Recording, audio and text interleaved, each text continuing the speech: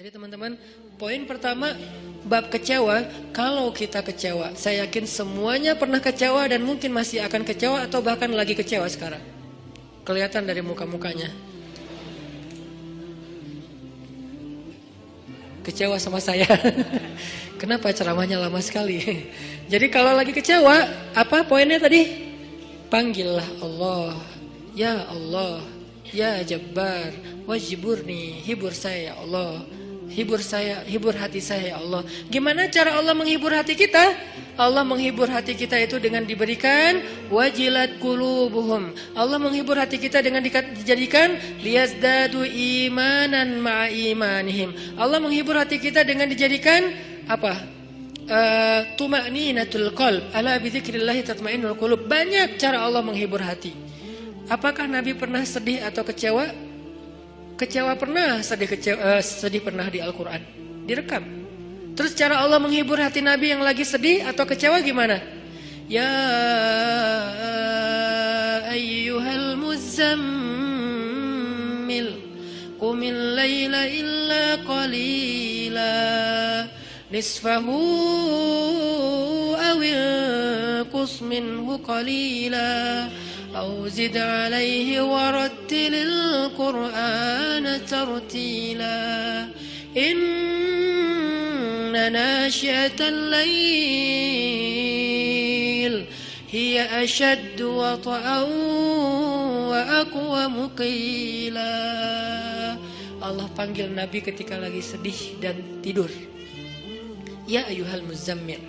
Ini dua kondisi Nabi lagi tidur dan dipanggil Allah. Satu, ya ayyuhal muddathir. Satu lagi, ya ayyuhal muzammil. Tidur kenapa Nabi? Bukan tidur, tertidur. Gara-gara capek seharian berdakwah dan capek seharian dibully. Dibully di mana-mana, pergi ke pasar, dibully di pasar, pergi ke tempat pertemuan, dibully di tempat pertemuan, pergi di sepanjang jalan, dibully di sepanjang jalan, pergi ke rumah keluarga besarnya, ke tetangganya, ke pamannya, ke sepupunya, dibully oleh tetangga dan keluarga besarnya. Kemanapun beliau pergi, beliau dibully, dihina, dicela seharian dari pagi. Satu kota Mekah ngebully beliau. Ada yang mengatakan beliau itu penyihir, ada yang mengatakan beliau itu pembohong, ada yang mengatakan beliau itu tercela. Muzammam, nama aslinya Muhammad, artinya terpuji, tapi diplesetin jadi Muzammam, artinya tercela. Atau orang salib dulu, pas perang salib menamakannya dengan istilah Muhammad. Apa Muhammad? Salah satu nama setan. Jadi dipanggil Muhammad, dipanggil Muzammam, dipanggil sahir, dipanggil majnun, orang gila, dan banyak lagi yang nggak direkam secara diksi oleh Al-Quran, karena emang Al-Quran ini memilih banget diksinya. Tapi secara simbolik Al-Quran nunjukin bahwa inilah celaan-celaan yang diterima Nabi berhari-hari dari pagi sampai malam. Pulang malam-malam ngomong ke Khadijah, Khadijah zammiluni, Khadijah selimuti aku, selimuti aku. Khadijah pengertian, diselimuti Rasulullah, diusap-usap kepala Rasulullah. Tenang Rasulullah, tenang ya Rasulullah, la tahzan ya Rasulullah, Allah gak akan ninggalin kamu, Allah tuh sayang sama kamu ya Khadijah. Tapi di tubuh Rasulullah tuh banyak lemparan, bekas lemparan, dibersihin sama Khadijah. Setelah Khadijah wafat, nanti yang menggantikannya Fatimah yang bersihin bekas-bekas lemparan orang. Ada yang lemparin kotoran, ada yang lemparin barang benda-benda keras sehingga melukai Nabi, dibersihin sama Khadijah. Udah capek, Nabi tertidur. Udah beres urusan dihibur oleh Khadijah. Begitu sampai waktu yang hening, Khadijah udah tertidur, penduduk seluruh bumi udah tertidur. Allah memanggil kekasihnya, ya ayyuhal muzammil, wahai orang yang berselimut. Itu panggilannya lembut. Jadi kita kalau baca surah Al-Muzammil jangan ya, enggak gitu. Allah manggilnya enggak gitu, kaget atau orang lagi tidur ya. Nah, ayatnya aja lagi berselimut, manggilnya teriak-teriak. Jangan, itu namanya prank.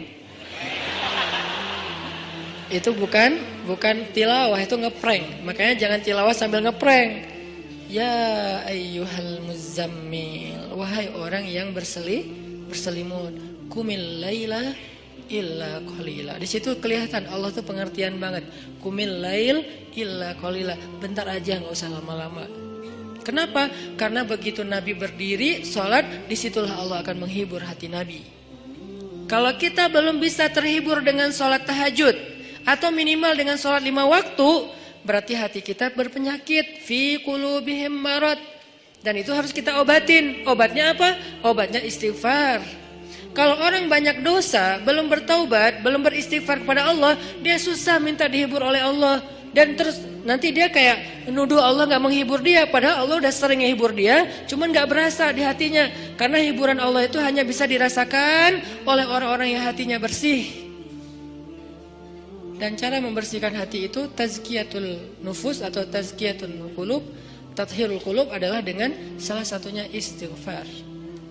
Perbanyak istighfar supaya begitu nanti kita ada masalah, kalau kita nanti lagi disakitin, kalau kita lagi kecewa dan sedih, kita bilang wajiburni ya Jabbar, wajiburni ya Jabbar. Allah hibur kerasa kita lagi dihibur oleh Allah. Kan enak ya kalau apa yang Allah perlakukan kepada kita tuh kita kayak ngerasa, itu enak tuh. Daripada Allah udah habis-habisan ngehibur kita, kita nggak ngerasa. Ibarat Allah udah ngirim kita japrian, nggak dibaca-baca sama kita. Terus nanti kita tuduh, lu kok nggak empati banget sih sama gue lagi sedih-sedihnya, gue curhat nggak dibalas-balas. Udah dibalas, nggak ada, lu aja nggak baca. Oh ya ada, banyak ternyata. Artinya nggak dibuka sama kita kan? Kenapa nggak dibuka? Mungkin pulsa kita habis, mungkin handphone kita error, mungkin apa dan segala macam kemungkinan. Nah gitu juga dengan Allah.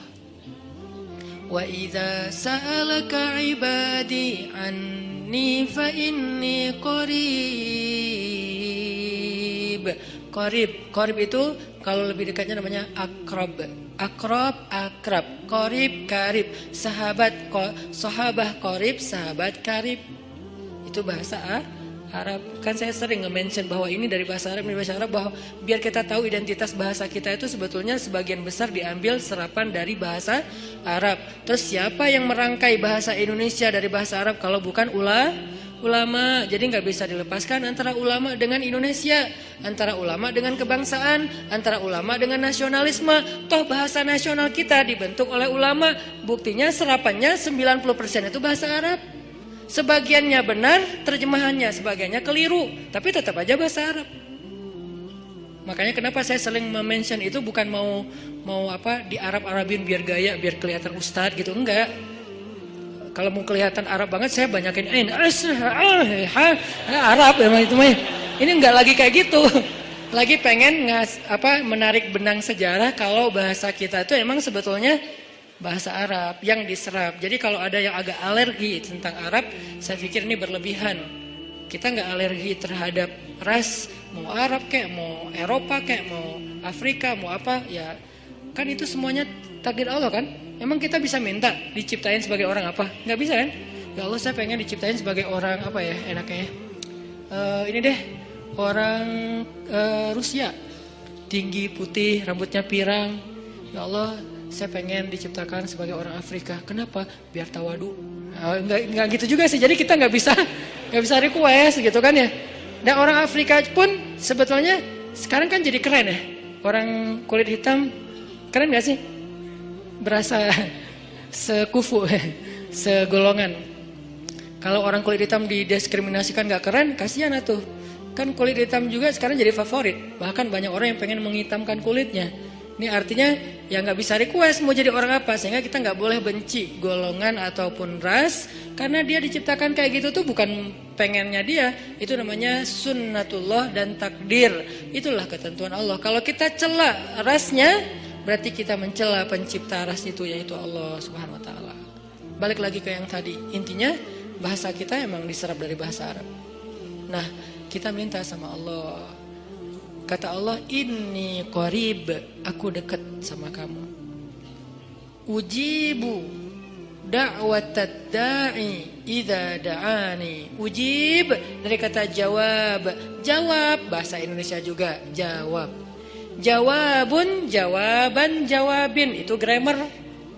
Terus salah satu yang diambil dari antara 3 bentuk grammar Arab itu kita ambil jawaban, ya, menunggu jawaban.